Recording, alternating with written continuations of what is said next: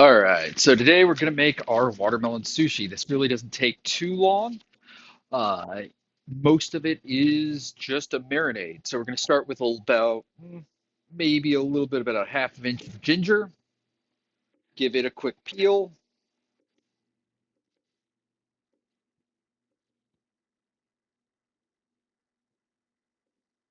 Again, feel free to play with this recipe a little bit. It's all the pieces are there. If you think it needs a little bit more of something, always adjust. I haven't found another person that does it quite like this because most people, when they're trying to make watermelon tuna, they aren't really trying to make tuna because of sustainability reasons. They're really trying to do it solely because they're vegan or something like that. We aren't caring about necessarily being vegan. We care more about the fact that tuna is kind of overfished. It's a little bit harder to get. So we're actually going to try and get a little bit closer to the taste of tuna than a lot of the other ones do. You'll see watermelon tuna where it's baked, it's grilled, all of those things. We're actually going to leave it raw. So we're just chopping up our ginger real quick. I want to get it relatively minced. The smaller, the better. The more surface area, the more aromatics get in. Watermelon's nice because it's got a little bit of a sweetness. Thanks to the compression after we do the vacuum sealing, it gets a really close texture to tuna. So we're just trying to help it out the rest of the way. We're also not just going to put it on top of rice. We're actually going to make a Philly roll out of it, which kind of helps hide that it's not tuna even more. So we're doing everything we can to kind of make a sushi variant that will kind of help people and keep it cheap. Like tuna's expensive, watermelons, especially in season, is relatively not. All right, so all that ginger is going into our uh, vacuum seal bag. Make sure that it all gets in there. It's not on the seal. All right, we got ginger. Next, we're going to add 1 teaspoon of sugar right into that bag. We are going to add 1 tablespoon of rice wine vinegar. This will give it that acidity. And if you've ever watched people actually make tuna, or not tuna, sushi, they typically do a sort of vinegar bath for a day or two. It is not just straight raw fish most of the time. There is some prep that goes into it. All right. 1 tablespoon of vinegar.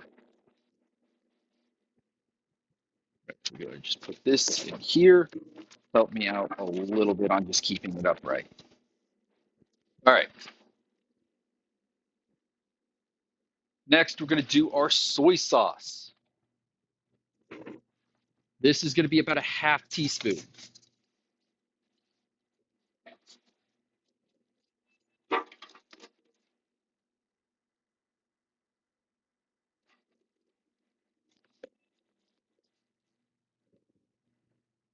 Then we're going to do our fish sauce.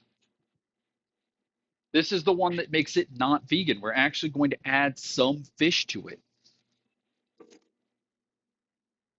We're going to add about a half teaspoon of fish sauce. We don't really want too much more.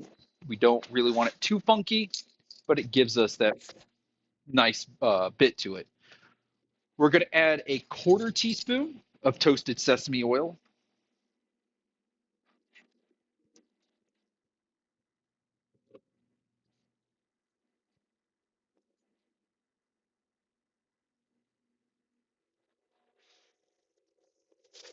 Then we're going to get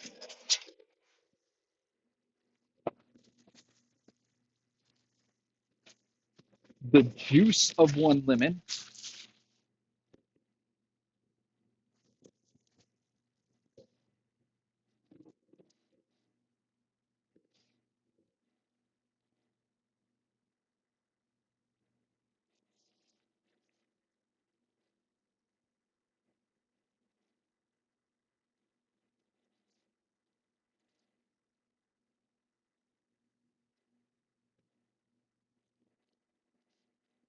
And then our last ingredient's just going to be roughly a half teaspoon of salt.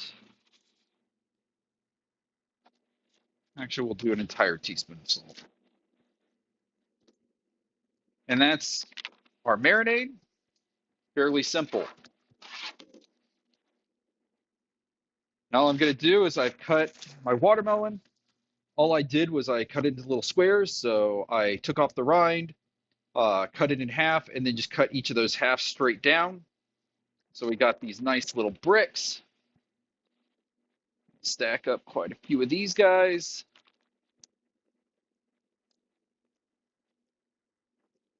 Then I just want to move that marinade around so it kind of gets everywhere. And then we'll take this over and vacuum seal it. You'll see how much different this watermelon looks after we vacuum seal it.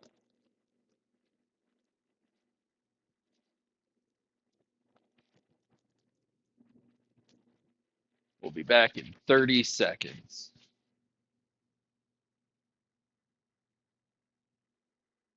All right. And so here is our new tuna. Notice it's gotten a lot darker. We're going to let all of those juices kind of marinate overnight. But that is all that is. And then we're going to slice it for our tuna tomorrow, or for our sushi tomorrow. So we're going to make nice little Philly rolls out of this guy.